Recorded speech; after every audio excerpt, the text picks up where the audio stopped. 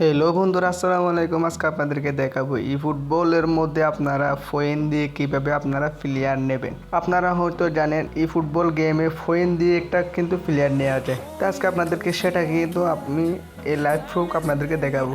এই ফুটবলে ফয়েন দিয়ে প্লেয়ার নেওয়ার জন্য আপনারা সরাসরি আপনাদের যে আইডি রয়েছে আপনারা সেই আইডিটা লগ ইন করে নেবেন। লগ ইন করার পর আপনারা সেখান থেকে শপ আছে, শপে চলে যাবেন। সেখান থেকে আপনারা প্লেয়ার দেখতেছেন, একটা প্লেয়ার বার্সার প্লেয়ার, সেখানে আপনারা ট্যাপ করবেন। এখান থেকে আপনারা মাঝখানে প্লেয়ার দেখতেছেন, প্লেয়ারে ট্যাপ করবেন। ট্যাপ করার পর এখান থেকে দুটা প্লেয়ার আছে, এখান থেকে আপনি যেটা নিতে চান সেটা উপর ট্যাপ করবেন।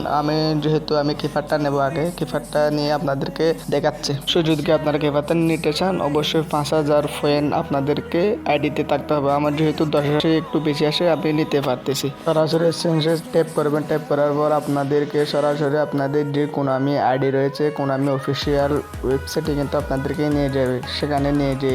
সেখানে আপনাদের ইমেল আইডি এবং ইউজার পাসওয়ার্ড দিয়ে আইডিটি লগ ইন করে নিতে হবে। লগ ইন করার পর আপনাদের যদি পাসওয়ার্ড দেওয়া শেষ হয়, এখান থেকে একটা কিন্তু ইমোজি রয়েছে, ইমোজির মধ্যে কোন ইমোজি মিলে সেগুলো আপনাদেরকে সিলেক্ট করে লগ ইন করে নিতে হবে।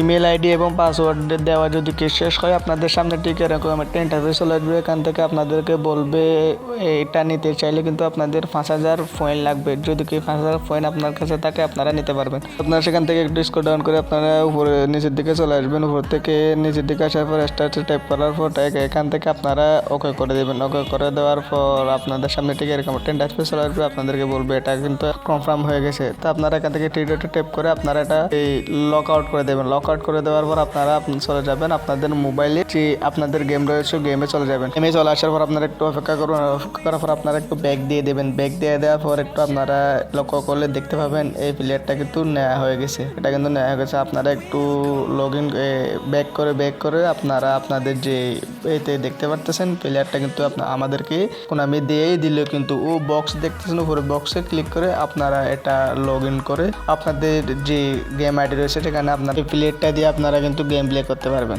তো কত সুন্দরভাবে আমাদেরকে প্লেয়ারটা দিয়েই দিল কোনামি।